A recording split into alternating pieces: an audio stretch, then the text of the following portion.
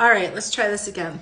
I'm going to see if my collaborator can whatever. I don't even know what that word is, can join. If not, I'm just going to talk a little bit about the upcoming training that I'm offering. It's the anti-racist therapist training course for mental health trainees, graduates, educators, so on and so forth. And I'm working with Jess, who is going to be joining the video hopefully in a moment. And we're going to talk about really just kind of the issues that we both see in some of the deficits in training in multicultural and anti-racist issues in clinical training programs. So I'm trying to get the request accepted. I don't know what's going on, Jess. Oh, there you are. Hey, Hi. we did it. Yay. Finally. Good to see you. Yeah, sorry about that. I'm not savvy with the IG Live. It's okay. It happens. So, Jess, will you introduce yourself really quickly? Yeah, so I'm a psychotherapist, LPCC, so that means I'm accruing my hours towards licensure, but graduated with my master's in counseling, and just have really been inspired by Dr. Vallejos and your contributions to advocating for equity and social justice and speaking the truth when it's hard. Yeah, just excited to be here. Does that give you? Yeah, that's great. Awesome. And this is your this is where people would follow you, this page, if they were interested. Yeah, so I like to share podcasts and resources and info, sometimes opinions on this platform. And there's my website as well if folks want to recruit me to support in their healing journey. Awesome. Thank you. Yeah. So what we're talking about today is training, the training that is offered and that we each received, and some of the things that we've seen around equity and multicultural issues in grad school, and some of the deficits that you observe, that I observe. So I'll just start by saying that it's kind of a nightmare in many ways, like going into universities and observing and seeing how multicultural issues are taught, and some of the ways that I feel like counselors are set up to fail for themselves and for their clients, or any mental health professional really, in that it's hard to talk about. Like my my friend and mentor Lewis Hoffman, Dr. Lewis Hoffman, always says that if you're really talking about these issues, that it's going to be uncomfortable. And oddly enough, in a counseling and psychology programs, people often shy away from those uncomfortable conversations. What was your experience? Definitely. Well, firstly, like, it's just so interesting that it's even just one class, 'cause like, it's not separate from anything that we do, Yeah. from any way that we're connecting. It's always about culture. It's always identity. It's never about that. So the fact that it's like one class semester in and of itself is just right off the bat, part Yeah. of not cool about Mm-hmm. training that, is available. Mm-hmm. And it's like, I mean, there's so much to like name and unpack in regards to it, but I love what you're naming about the discomfort that is just inherent in talking about, Mm-hmm. our identities. And I should name that, right? Like, I'm a white woman, and knowing that piece is going to create discomfort in my to learn about places and spaces that I don't know about. And having that be held and like talked about um, and part of the process without and helping folks to around not overriding that, gating that, or trying to bypass that by meditating our way out of it or yoga to get through the discomfort, but to lean into that. And like actually Yeah. where the focus needs to be is on that, and that it's inherent in the process. Like, Right. Mm-hmm. yeah. Yeah. Yeah, I love that you said that because there is a lot of avoiding around that, like not wanting to face it head on. And I think a lot of that is because I've talked about this before in other venues, but I think that because people, white people or people who are socialized as white, actually, I think are afraid of that they might come off as being racist. And the fear of that is so big that they shy away from any conversations around it. And um and that's, it's interesting because that's also rooted in like that belief system and that thing that it shows up that way is rooted in white supremacy, because white supremacy makes people think that they need to be perfect and they need to be, and that if there's something wrong that it's a them issue, when the reality is that these systems, these things that we're dealing with, um, are literally part of the culture. You know, it's in the water that we all swim in as a culture.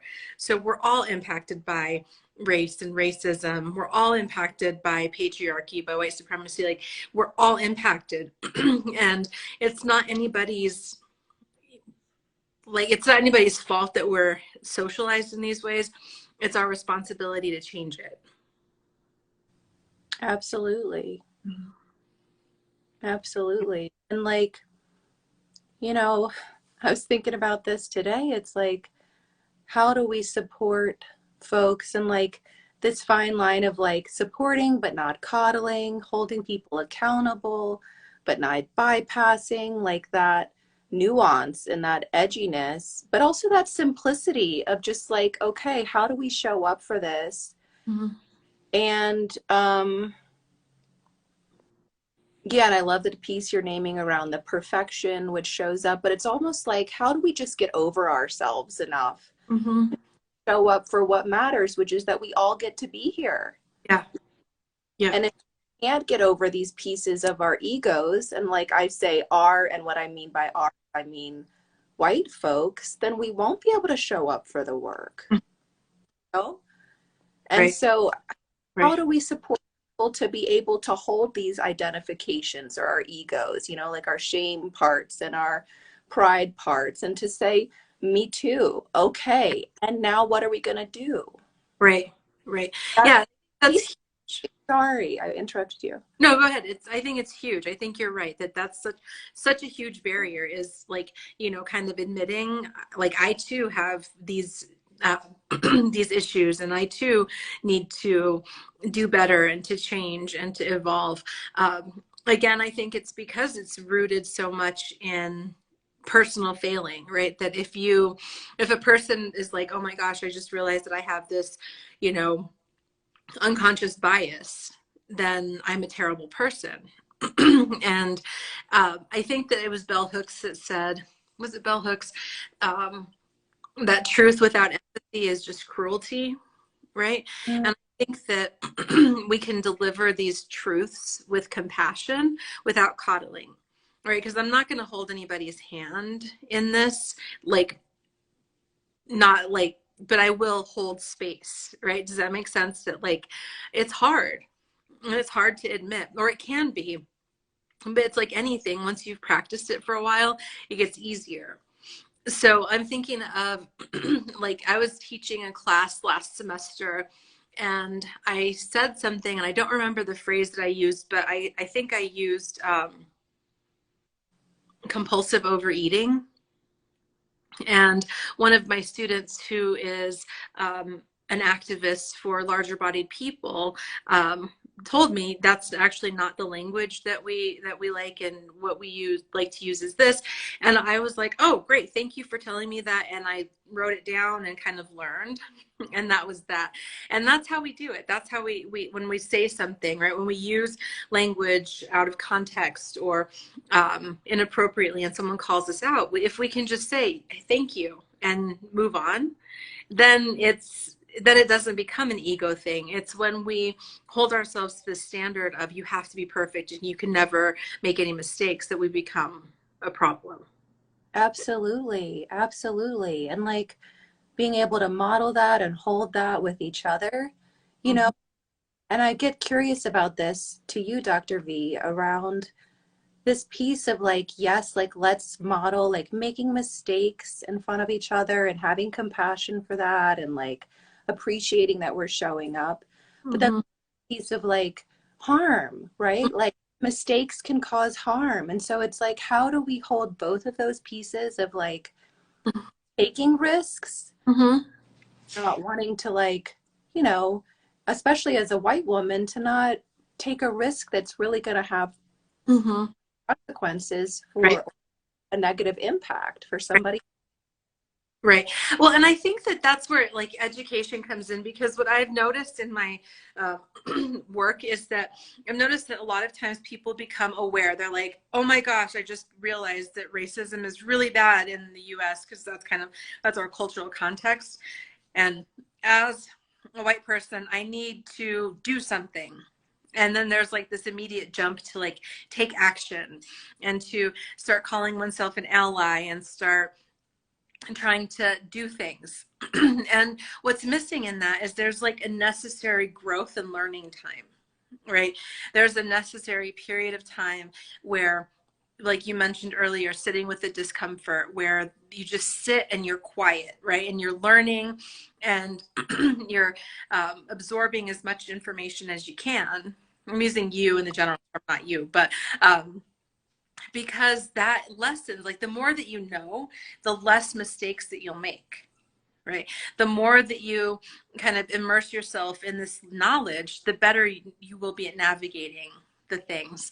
But there's so much discomfort in that, right? There's so much fear and discomfort in just sitting with like learning.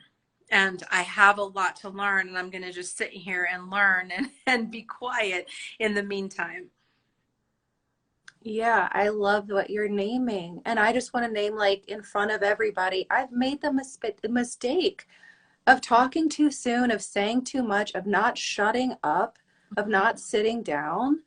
And the ramifications of that were not positive. So I love that you're normalizing and naming and like educating educators about the process of needing to hold and talk about the incubation period that folks need to be in and to just really like, you know, marinate in that space for a while and, you know, learn about regulation practices, how to manage our nervous system, our impulses, our, you know, whatever it is before we take action. And I need to keep remembering that piece because there's so much to learn and so much to hold before there is that capacity to really do Yeah. things that are without the, you know, these pieces that we named earlier getting in the way of kind of really showing up for the integrity of the work.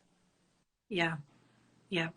Yeah. And I think that's an art, being able to know when it's time to be quiet. And I know we have like 1 minute left because we both have other appointments, but we're going to be doing this regularly. Also tune in.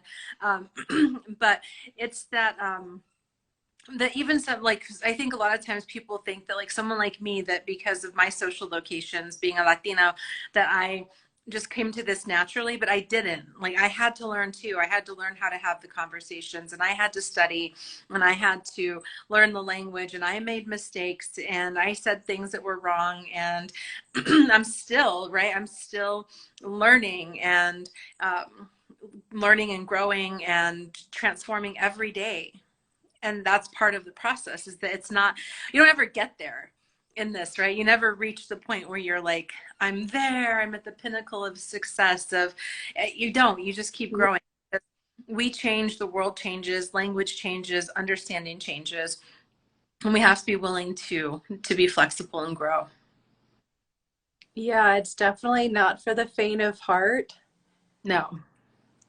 That's why a lot of people in the racial identity development often will make some progress, white folks in particular, and then go back to the not knowing phase, like the ignorance phase, because it's easier. It's so much easier to pretend that that these are not issues than to recognize that it's an issue and deal with it. Yeah. It's feel like the unknown, and the unknown is so uncomfortable for white folks, including myself. Yeah. Yeah. And that's okay, right? It's okay to be uncomfortable. Yes. And Yeah. say if we're not uncomfortable, we're not growing at all. And so maybe the goal is to become uncomfortable. I love that. Not the uncomfortableness, but I love that you're naming that's when you know you're doing the work. Mm-hmm. Yeah, absolutely. So we are at time. So I just want to honor your time and my time so that we can get to our next appointments. But we'll be back next week and with maybe a little bit more time to dig in a little bit more. But check out Jess's page and some of the work that she's doing. And of course, if you're here, then you're probably already following me. So we'll see you around, everybody. Thanks, Dr. V. Bye.